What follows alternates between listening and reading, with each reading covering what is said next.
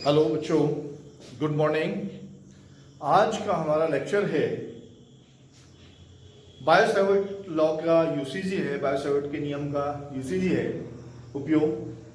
धारा वृत्ताकार धारावाही कुंडली के कारण चुंबकीय क्षेत्र, यानी कि हमारे वृत्ताकार धारावाही कुंडली है उसके कारण चुंबकीय क्षेत्र कितना होगा। इसके लिए हम दो कंडीशंस में लेंगे, एक तो कुंडली के अक्ष पर, वृत्ताकार कुंडली अक्ष पर, और एक लेंगे उसके केंद्र पर। सबसे पहले हम बात करते हैं उसके केंद्र की। ओके, धारावाही कुंडली क्या होती है? एक हमने तार लिया, चालक तार, उसको हमने त्रिज्या के वृत्त के रूप में, मतलब 8 त्रिज्या के वृत्त के रूप में उसको मोड़ लिया।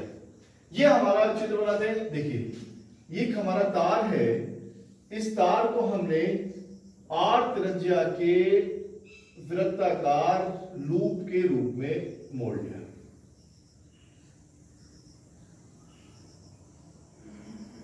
ये इस तरह में 8 त्रिज्या के वृत्ताकार लूप के रूप में मोड़ लिया। इसका केंद्र O है, इसकी त्रिज्या कैपिटल R है। ठीक है, इसमें धारा हमने I प्रवाहित की। धारा हमारी वामावर्त दिशा में प्रवाहित है, वामावर्त दिशा में धारा I प्रवाहित है। ओके, इसके हमें केंद्र O पर चुंबकीय क्षेत्र निकालना है, यानी कि इसमें धारा प्रवाहित की है वृत्ताकार लूप में, इसके केंद्र पर चुंबकीय क्षेत्र कितना उत्पन्न होगा, इसके बारे में डिस्कस करते हैं। इसके लिए वही हम बायो-सैवर्ट का नियम लगा देंगे।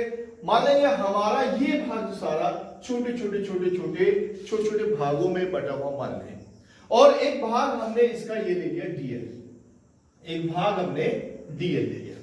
ठीक है, अब डीएल और आर के बीच ये एंगल हमारा होगा 90 डिग्री। ठीक है, 90 डिग्री हो जाएगा। अब 90 डिग्री यहां हम बायो-सैवर्ट का नियम लगा देंगे। ठीक है, देखिए पहले क्या लिखेंगे, माना एक चालक तार जिसको हमने 8 त्रिज्या के वृत्त के रूप में मोड़ा है, इसमें धारा I वामावर्त दिशा में प्रवाहित है, इसका केंद्र O है, त्रिज्या कैपिटल R है, और O पर हमें चुंबकीय क्षेत्र ज्ञात करना है। ये हम सारी चीज मेंशन कर देंगे।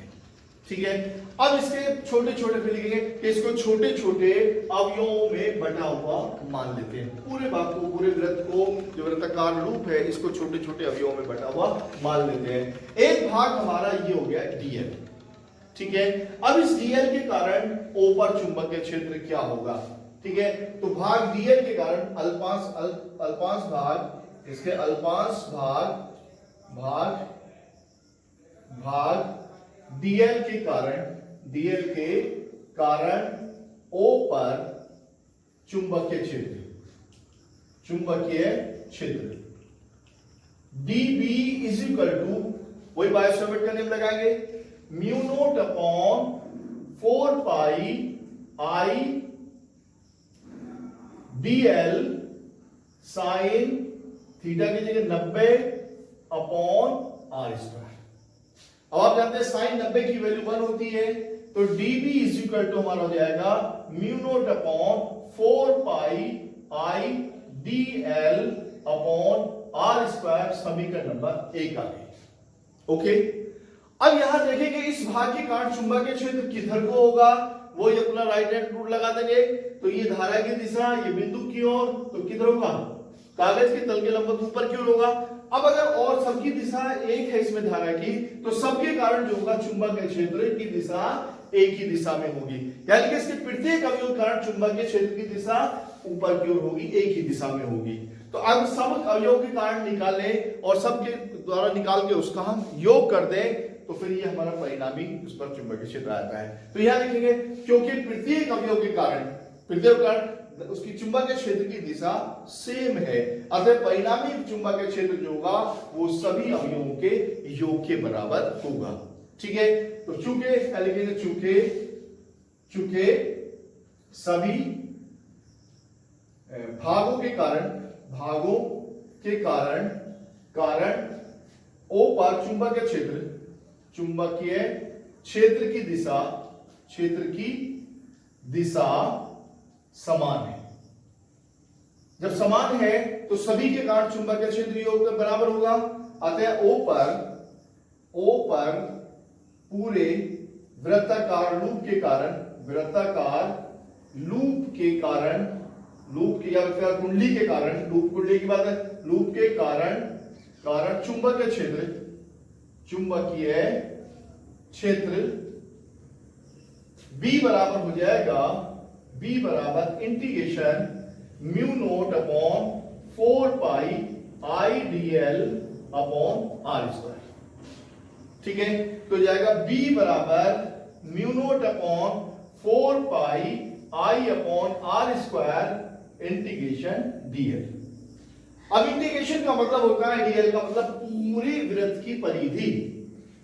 ठीक है, चूंकि integration dl is equal to होगा 2 पाई r, पूरे वृत्त की परिधि कितना हो जाएगी 2 पाई r, यानी कि पूरा कितना होगा ये होगा हमारा 2 पाई r। तो ये इसकी जगह 2 पाई r रख देंगे तो जाएगा b बराबर हो जाएगा, b बराबर mu naught upon 4 pi i upon r square into 2 pi r। अब आप यहां देख रहे हैं 2 पाई से 2 पाई कैंसिल हो जाएगा, 2 बचेगा, एक r से एक r भाग हो जाएगा, r बचेगा तो ऊपर बचेगा mu naught i upon 2r।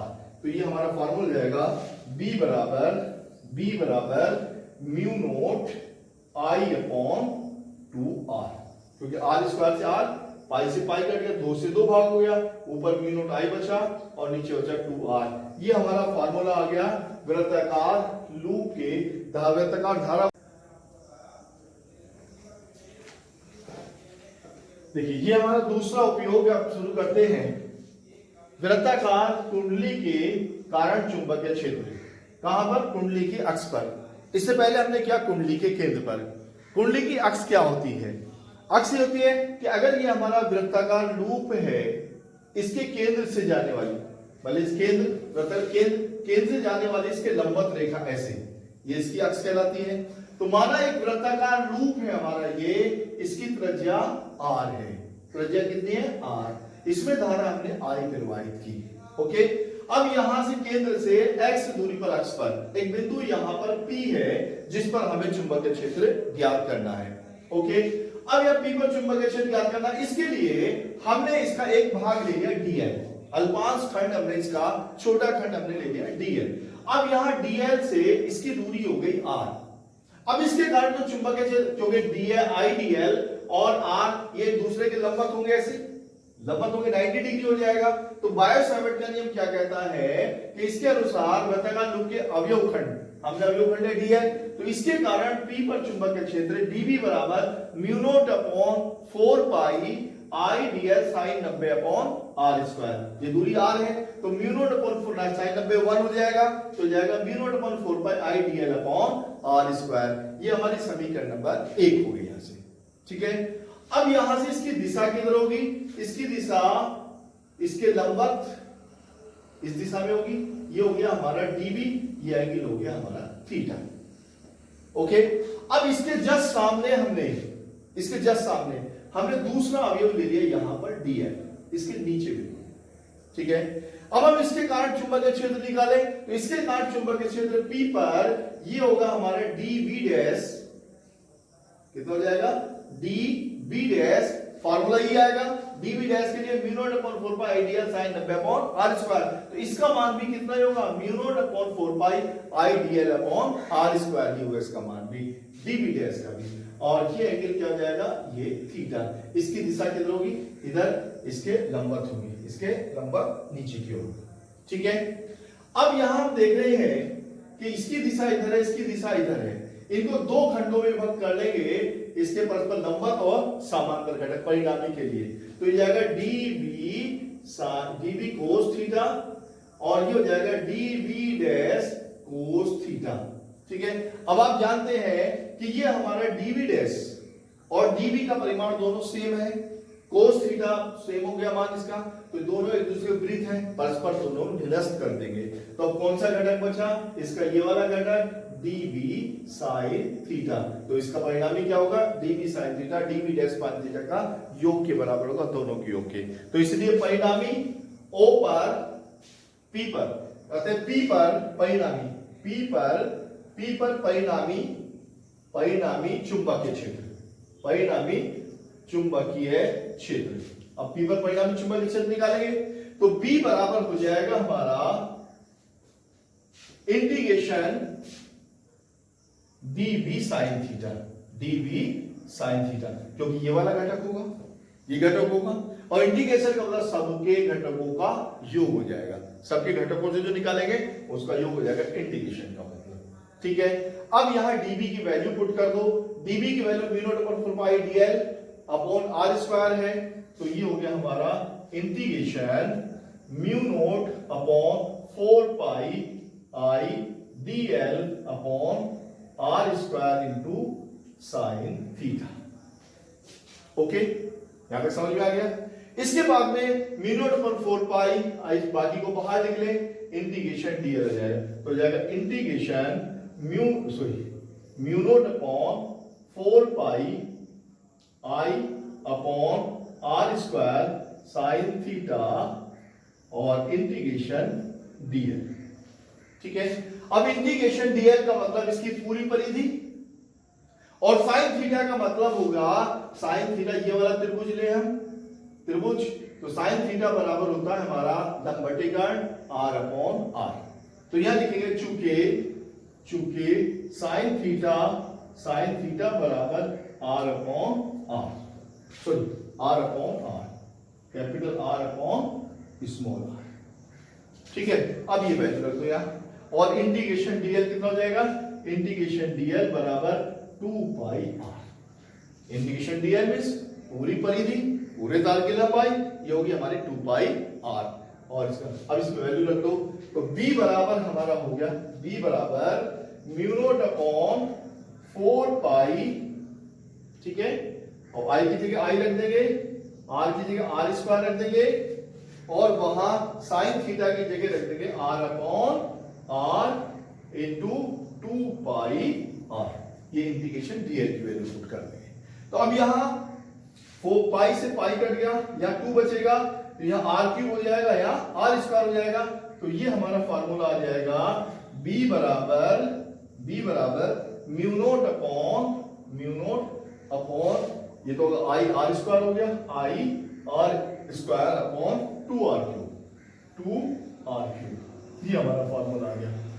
ठीक है, अब यहां आप देख रहे हैं, इसमें यहां हमें तो दूरी इसके रूप में लिखना है, तो यहां समकोण त्रिभुज बनना है, ये कर्ण हो गया r, ये लंब और ये आधा, तो r स्क्वायर बराबर r square plus x square हो गया, चूंकि r स्क्वायर बराबर r square plus x square, तो r बराबर हो गया r square plus x square की पावर 1/2। ठीक है, यहां r की जगह रख देंगे r square plus x square 1/2, और 3 घात ये रही, तो यहां जाएगी 3/2, तो ये हमारा फार्मूला जाएगा b is equal to mu naught i r square upon 2 r square plus x square की पावर 3/2। ये हमारा फार्मूला आ गया वृत्ताकार कुंडली की अक्ष पर चुंबकीय क्षेत्र। कितना होता है, b बराबर mu naught i r square upon 2 r square plus x square की पावर 3/2। अब यह एक कंडीशन आती है कि अगर ये हमारे n फेरे हो, इसमें जब हमारे n फेरे होंगे तो यहाँ n से मल्टीप्लाई हो जाएगा, क्योंकि n टाइम जुड़ जाएगा, फिर देख फेरे कारण तो जाएगा b, यदि n फेरे हो, यदि तार के कितने हो, n फेरे हो, कुंडली में n फेरे हो, तो जाएगा b बराबर mu naught n i r square upon r square plus 2 r square plus x square की पावर 3/2। ये हमारा फाइनल सूत्र हो जाएगा। ठीक है, तो ये था हमारा वृत्ताकार कुंडली के अक्ष पर, इससे पहले था हमारा वृत्ताकार कुंडली के केंद्र पर। ठीक है, okay, thank you very much.